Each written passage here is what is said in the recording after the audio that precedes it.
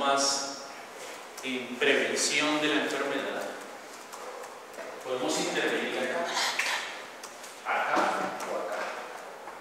Aquí, pues mejorando el estado inmune del huésped. Nutrición. Una adecuada nutrición hace que el huésped tenga un sistema inmunológico más fuerte y eso hace que pierda cierta susceptibilidad. Acá, mediante vacunación, y acá, pues mejorando el ambiente. Un momentito, patología también habla de un problema de enfermedad, pero algunos autores le incorporan el tiempo, que dan un triángulo tetraadenino. El tiempo, sí. Acá. De pronto en las plantas sí, pero acá el tiempo no. Bueno, muy bien. Hoy entonces me voy a centrar en un tipo de enfermedad infecciosa que se llama la intoxicación alimentaria. La intoxicación alimentaria tiene una característica. Yo he escuchado en esta universidad que todo el tiempo la gente habla de seguridad e inocuidad alimentaria. Creo que es el énfasis de medicina veterinaria. Sí, señor. En medicina veterinaria se habla de seguridad e inocuidad alimentaria. En ingeniería de alimentos todo el tiempo están hablando de seguridad e inocuidad alimentaria. Y algo debe estar pasando, porque eso sigue presentándose. Las intoxicaciones alimentarias son un problema serio. Entonces, vamos a hablar de ese tema. ¿Hasta ahí está claro? Sí. Muy bien. ¿Qué es una intoxicación alimentaria? Todos los que estamos acá hemos sufrido alguna vez de alguna intoxicación. Se debe al consumo de alimentos contaminados con ciertos microorganismos capaces de proliferar en los alimentos cuando las condiciones son favorables y forman una toxina durante su multiplicación. La característica es esa, que el microorganismo forma una toxina en el alimento. Hay enfermedades gastrointestinales que no son intoxicaciones alimentarias. Doctora Teresita. Buenos días. Buenos días.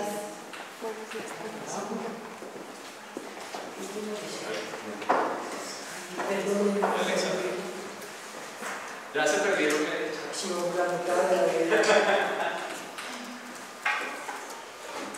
Por ejemplo, ¿han oído hablar de cólera? El cólera no es una intoxicación alimentaria. ¿Por qué? Porque el microorganismo que produce cólera no produce la toxina en el alimento.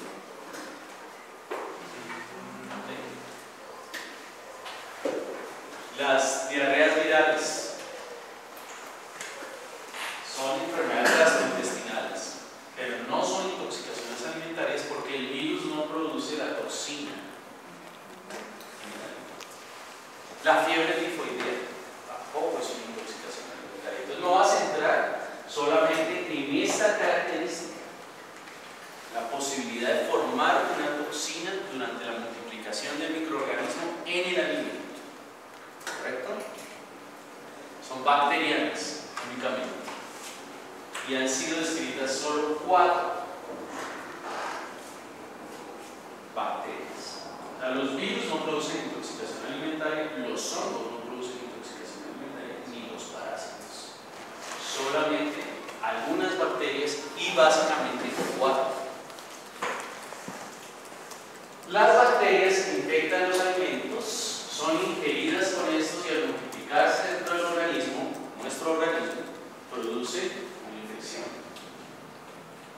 Y las bacterias forman una toxina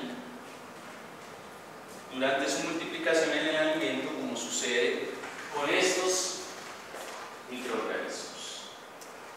Staphylococcus aureus, esos nombres son tremendos, ¿no?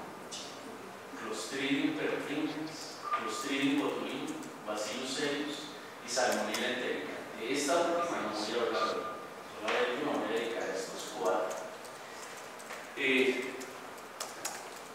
Una de las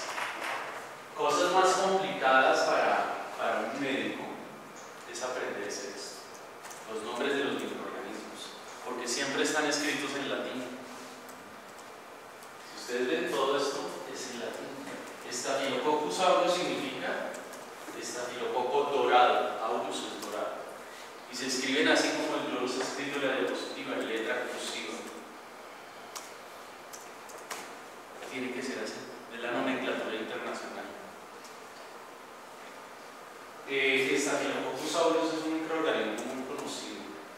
La mayoría de nosotros hemos tenido infecciones por Staphylococcus aureus, por ejemplo en la piel. Esas heridas que a uno se le forman cuando se hace con una hoja de papel, una herida, y se infecta, eso es Staphylococcus aureus, porque hace parte de la flora normal de la piel de todos los seres humanos y de los animales. En veterinaria, por ejemplo, los perros tienen Staphylococcus aureus en la piel. No todos los Staphylococcus aureus producen intoxicación alimentaria, solamente algunos. Vamos a ver. Bueno, David, yo le ayudo con la redacción. Sé un poquito de latín. Bueno, porque los biólogos dan un latín y sanidad vegetal. Claro, eso es puro latín. Terrible. ¿cómo lo tienes? Bueno. También pasa en el trabajo.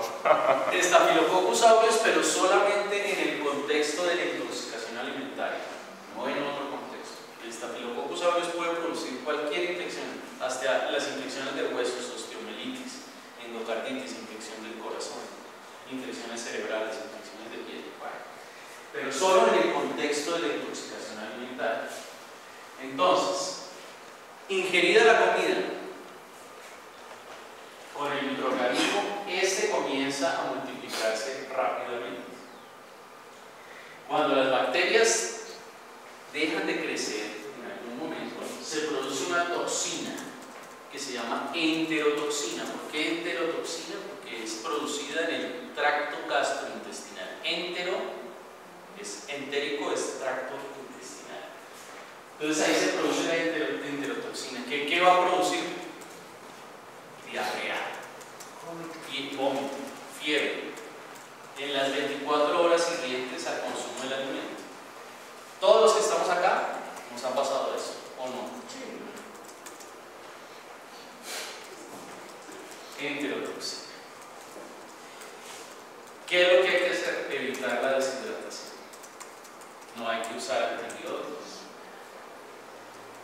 Entonces, la ingestión de comida contaminada con la enterotoxina es la responsable de la intoxicación. Cuando uno está en trabajo de campo, ustedes que trabajan mucho en extensión, en trabajo de campo, esas cosas pasan. Y uno, de alguna manera, en comunidad, en salud comunitaria, debe enseñarle a la gente esto. Debe hacer una adecuada cocción de los alimentos para evitar la multiplicación del microorganismo. El calor destruye la toxina, por lo tanto, evita el problema.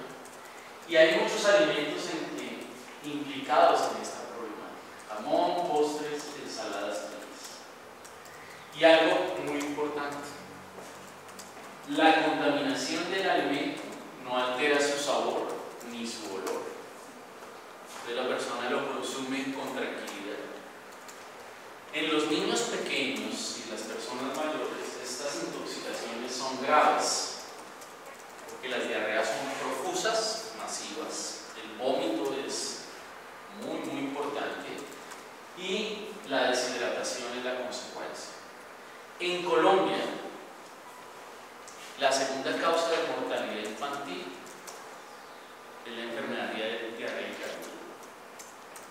Segunda causa de mortalidad infantil en niños menores de 5 años es la enfermedad diarreica aguda. Y una de las causas de diarrea es esta. Entonces imagínense un país como Colombia, incluso en Bogotá, en las zonas rurales, peor aún. La principal causa de muerte de nuestros niños es la infección respiratoria y la segunda es la enfermedad diarreica. Eso es terrible. Yo creo que en Cuba eso no es. Muy bueno, en el planeta. En Cuba la gastroenteritis es terrible. Pero no se mueren. Claro que se va a morir. ¿Por qué no se mueren? Porque hay unos programas en los cuales a las mamás se les enseña los signos de deshidratación y que rápidamente acudan a los servicios de salud. La mortalidad en Cuba en niños menores de 5 años estoy seguro que no es por esto. Y que uno no llega al cuerpo guante y lo clasifican como un animal mal, categoría 1, urgencia categoría 1, 2, 3, no, usted va porque necesita el médico y el médico lo atiende. Mira, el médico está en la esquina. En la esquina de la casa, sí. De la casa. Y hay programas de promoción entre Claro. que aquí hace ratos que saben. Claro. Ese es el problema. No, yo vi una estadística, una casualidad que ayer que me llegó en el correo y sacan unas estadísticas de mujeres y género. Y uno de los datos que sacan es la mortalidad infantil, que se la ubican al problema de la mujer. Y aparece Cuba como el 99,9, que no libre de mortalidad. Vaya. Es maravilloso. Igual que no tiene mujeres dando comparto fuera de clínica. Allá no se conoce la comadrón, nada de eso. El parto casero. Produce este microorganismo 5 enterotoxinas, que se denominan con letras A, B, C, D, I. La enterotoxina es una proteína, es un polipéptido de 30.000 daltons, es estable al calor, al pH ácido del estómago y a muchas enzimas que la destruyen. Proteolítica significa que es capaz de romper la toxina, es resistente a todo eso. Entonces es una proteína muy poderosa y que produce todos los síntomas de la intoxicación alimentaria. Una vez que la toxina es ingerida, se inicia una respuesta neural en el sistema nervioso que da como resultado emesis, vómito, hipermotilidad del intestino, el intestino se mueve mucho, y por un estímulo del nervio vago, en el sistema nervioso central aparece la diarrea y el vómito. Y es algo incontrolable. La persona, por más que quiera, no puede controlar el vómito ni puede controlar. Generalmente 6 horas después de la ingestión de la comida aparecen los síntomas. Es muy rápido. Se comió el arroz con pollo, a las 6 horas o antes ya tiene diarrea. El desayuno, que es la madrugada rural y tinto, entonces a las 6 horas, sin capacidad. Sí, por eso dura nada más que 2 horas. La madrugada, sí, solo dura 2 horas. Comida contaminada y náusea y vómito, ¿no? Náusea, la gente dice náuseas, no le dan náuseas, le dan náusea, es una palabra singular. La emesis, o sea el vómito, continúa con intervalos de 15 a 30 minutos y afortunadamente duran 24 horas. Entonces no puede incapacitarse en 3 días. ¿Verdad? 24. A las 48 ya tiene que estar otra vez en la madrugada. También. El problema, vuelvo y lo repito, es la deshidratación. Mientras la persona se hidrata adecuadamente, reponga líquidos y electrolitos perdidos, no hay ningún problema. El dolor abdominal es intenso, los cólicos abdominales, la diarrea, puede causar deshidratación. Característica importante, casi nunca hay fiebre.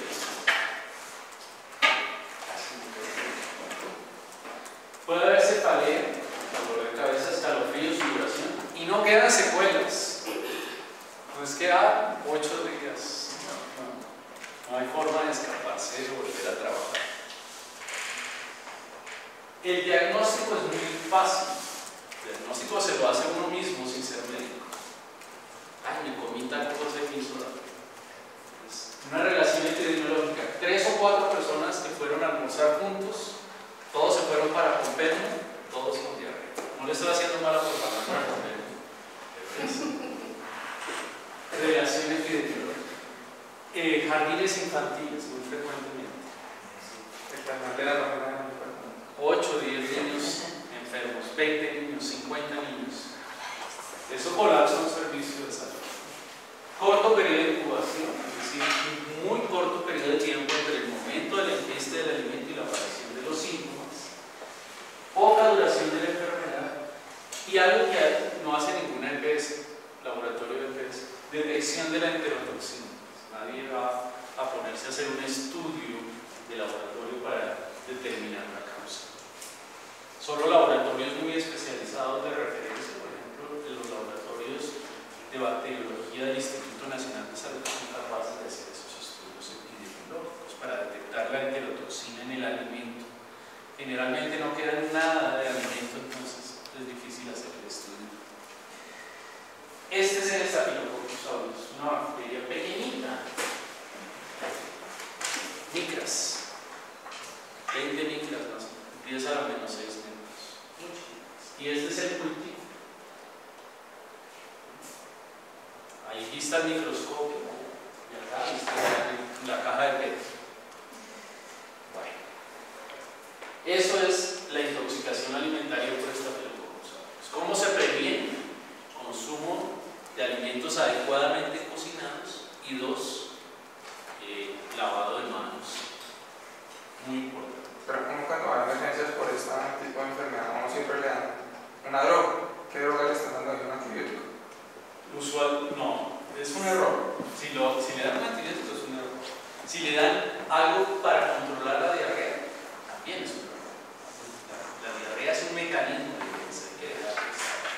Lo que le pueden dar es algo para que no vomite, un antiemético, un medicamento para quitar el vómito. Nada más. Hidratación. Y la mejor hidratación es el suero casero. ¿Sí saben cómo se prepara el suero casero?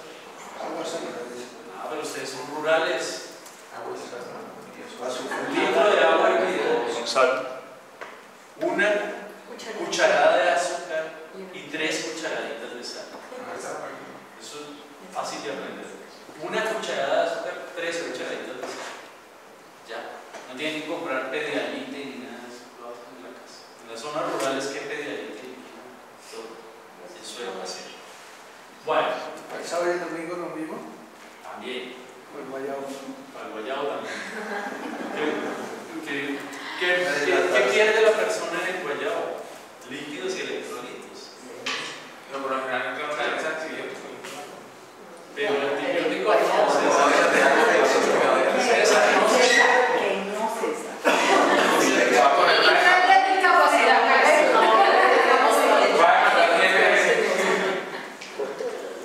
botulismo. Esta es otra. Esta es más grave. Botulismos graves. En Colombia no hay botulismo. Hasta ahora no está descrito. Pero sí se utiliza la toxina botulínica. Hasta que no adivinan para qué. El Botox. La toxina botulínica es el veneno más poderoso que existe para los seres humanos, por encima del veneno de las serpientes, de los alacranes, de los escorpiones. ¿Y para qué se usa? Para las arrugas, porque produce parálisis muscular. ¿No han visto estas señoras todas? Sí. Se usa para tratamiento también. El Botox se usa en algunas situaciones para tratar algunas enfermedades. Pero vamos a hablar del botulismo, que es una intoxicación alimentaria. No voy a hablar del Botox.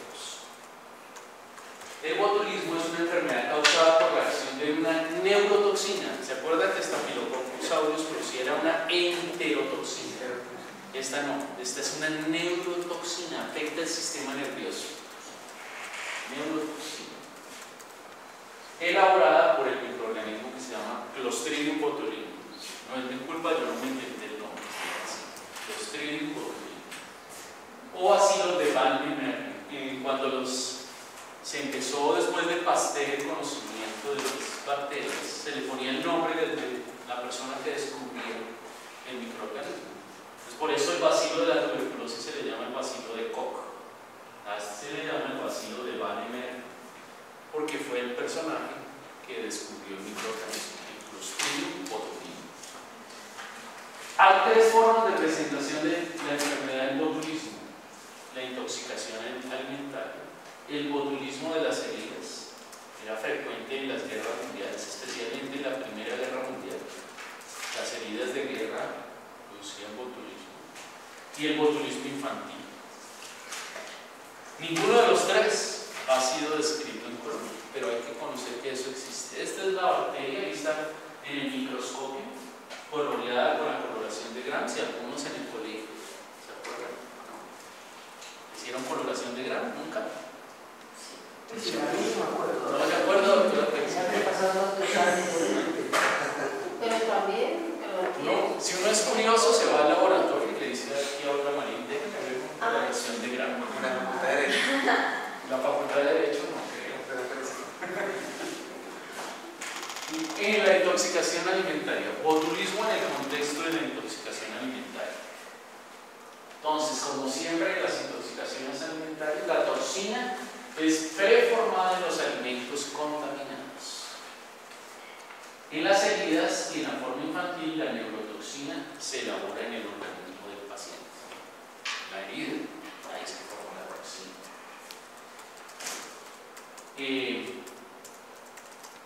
¿Qué alimentos contaminados? Generalmente enlatados. Por eso, en ingeniería de alimentos, ese tema es supremamente delicado. Porque el botulismo mata. A diferencia del Staphylococcus aureus en intoxicación alimentaria que no mata, a no ser de que se deshidrate la persona, aquí sí mata. Es un bacilo gram positivo, eso no me importa mucho. Produce esporas que son resistentes a la temperatura, tampoco me importa mucho. Produce 7 diferentes tipos de neurotoxinas y una gran variedad de alimentos se pueden contaminar con el microorganismo. Que hay que recordar que muchas veces vamos al mercado y vemos latas, vamos a comprar latas de leche condensada, eso que está golpeado. Hay un golpecito y uno no le da importancia. La que va golpeada no se consume. Es orden de retirarla del mercado. Pero ni el éxito ni muchos de ellos lo hacen a menos que sea un golpe muy fuerte. Y es porque ahí pierde resistencia y puede traer esa contaminación. Aquí no se ve, pero yo no sé por qué. Pero en otros lugares es serio un problema de contaminación en la latería, ¿no? Y hay que retirarla. Aquí que usaban muchas de estas empresas, las mandaban para los pobres, que yo quedé contaminada.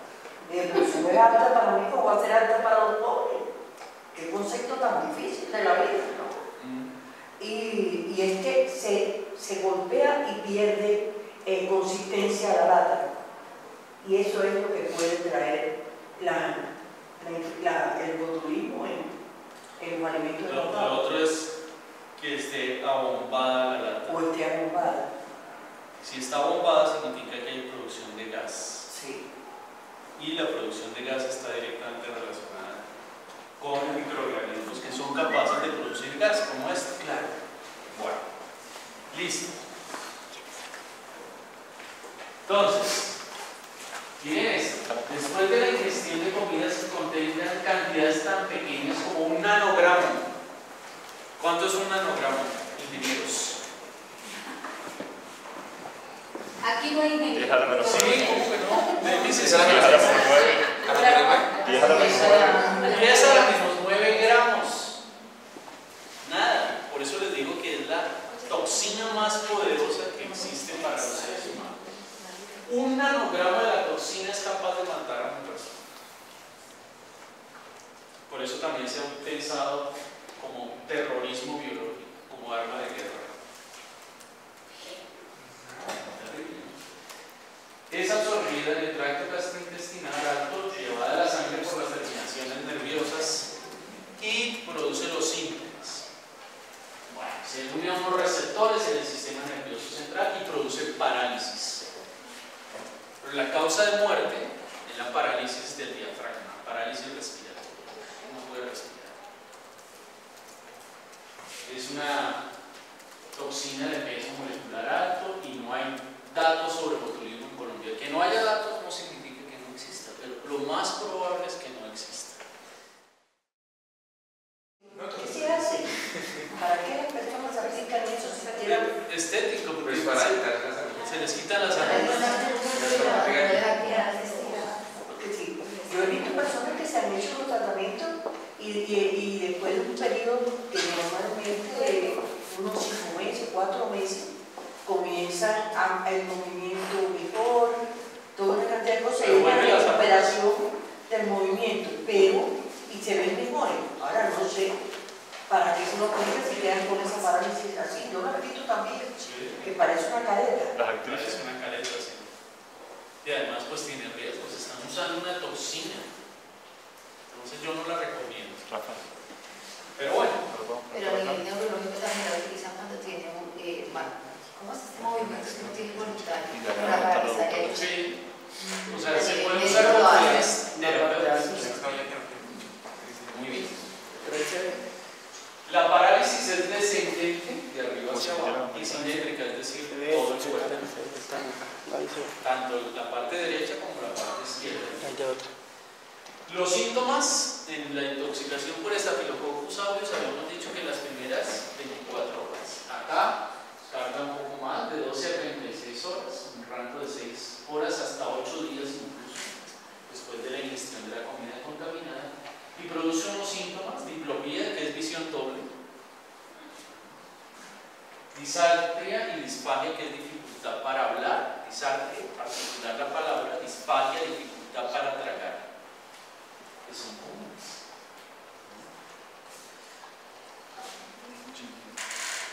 Bueno. En casos severos se produce la parálisis respiratoria, los nervios craneales se afectan, los oculomotores, los que mueven los ojos, se afectan, y las funciones corticales motoras, cognitivas y sensoriales, gangrena, y la otra que es la intoxicación alimentaria. Solo voy a hablar del Clostridium perfringens en el contexto de la intoxicación alimentaria, no de la gangrena. ¿Ok? Hay 5 tipos de Clostridium perfringens. Cuando se dice serotipos es como de 5 variedades, 5 sabores, como la Coca-Cola. Coca-Cola cero, Coca-Cola clásica, light, eso. Son variedades de lo mismo. Coca-Cola es Coca-Cola, pero aquí es lo mismo. Producen 4 toxinas que se designan con letras griegas: alfa, beta, epsilon y zeta. Y las cepas tipo A, estas, el tipo A, la Coca-Cola clásica, son las únicas implicadas en la intoxicación alimentaria y en la gangrena gaseosa, que les dije que no iba a hablar de la gangrena gaseosa hoy. Gaseosa es porque produce gas, ¿sí? La herida produce gangrena, se toca y suena como el velcro. Cuando se abre, por ejemplo, una billetera de velcro, el sonido es el sonido que se produce en el tejido con gangrena. El olor.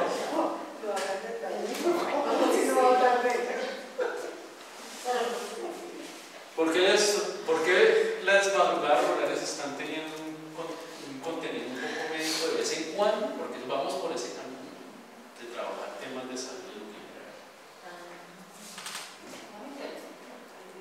Sí, claro, el Instituto de Educación para el Trabajo y el Desarrollo Humano de Unidad Agraria está trabajando un proyecto que es la creación de una escuela de enfermería de auxiliares de enfermería rurales.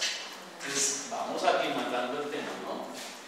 La enfermedad es producida por una enterotoxina. Ya saben lo que es una enterotoxina. Ya no es que yo soy ingeniero agrónomo y no sé qué es una enterotoxina, ya no hay disculpa.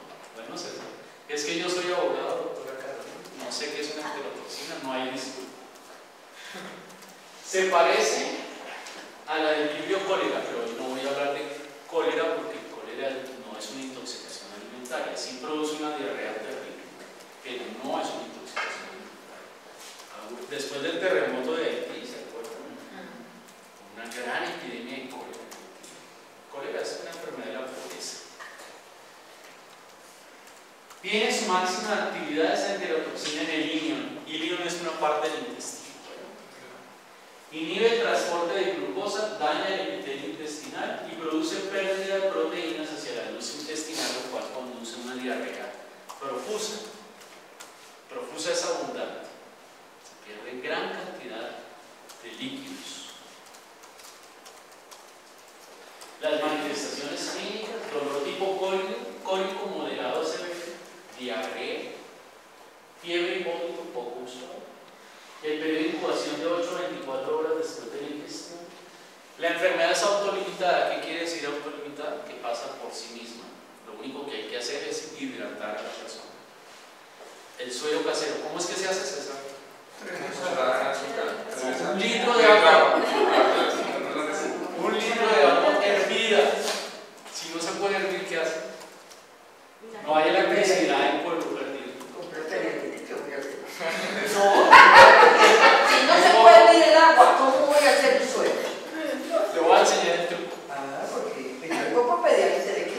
Usted coge el litro de agua y coge una gota, una sola gota de cloro y ya purificó el agua. Y es consumible. Entonces, un litro de agua, hervida o el pedialito. Una cucharada de azúcar. ¿Y cuántas? 3. Cucharaditas de sal. 3 cucharaditas de sal. Y una cucharada de azúcar. Sí, señora. Una cucharada de azúcar. Y 3 cucharaditas de sal. De las pequeñitas. De las pequeñitas. La enfermedad es autolimitada y no dura más de 24 horas, entonces vuelvo y le repito, no se pueden incapacitar por diarrea más de 24 horas. El médico que les dé Pero si se incapacidad más de... aplica Botox, sí. Ah, sí, el último, Bacillus cereus. Bacillus cereus. También produce intoxicación alimentaria. Arroz frito, el arroz chino.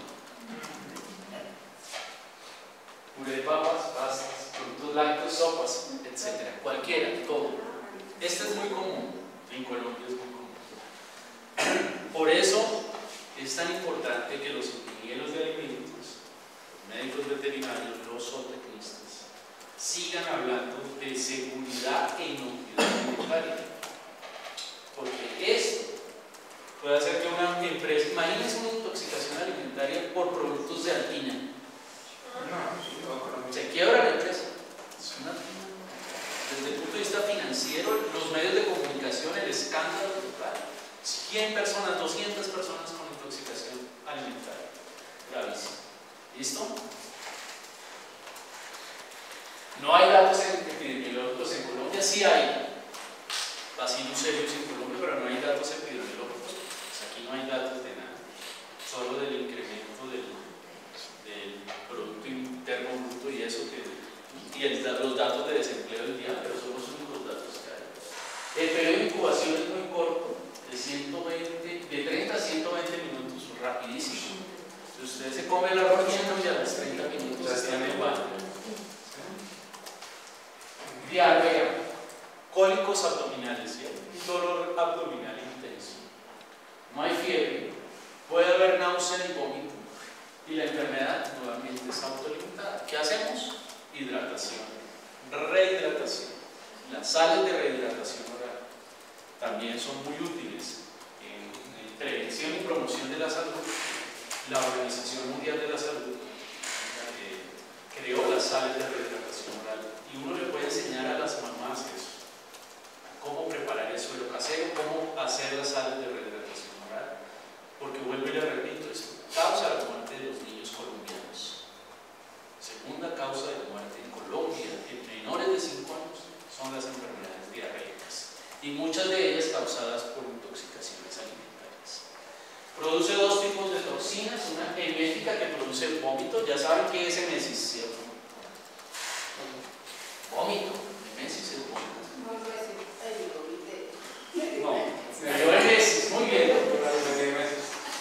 No me vomité. Se más elegante, claro. Y una enterotoxina que ya saben también que es una enterotoxina. Una toxina que produce diarrea, que afecta al intestino.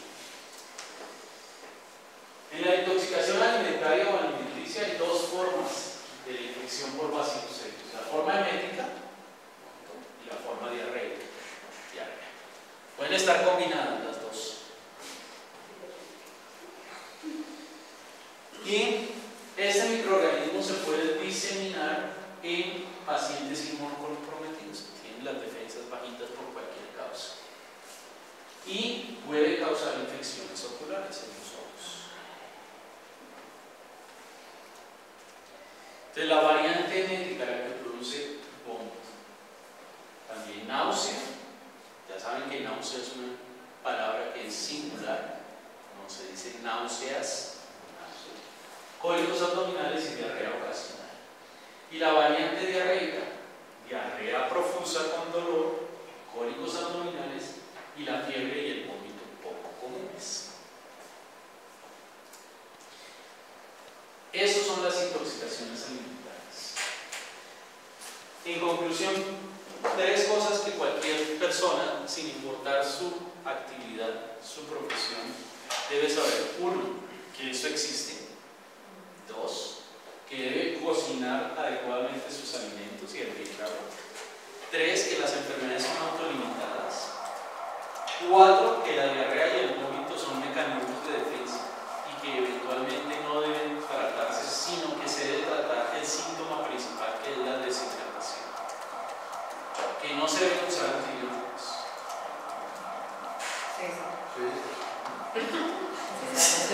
Y 6, que esto es importante porque causa la muerte de niños en nuestro país, sobre todo en los estratos socioeconómicos más pobres de la población. Son enfermedades de la pobreza. Nadie se va a morir de una diarrea en estrato 6 en los Rosales, pero sí en las zonas más apartadas del país, y que pues Uniagraria, siendo una enfermedad moral, una universidad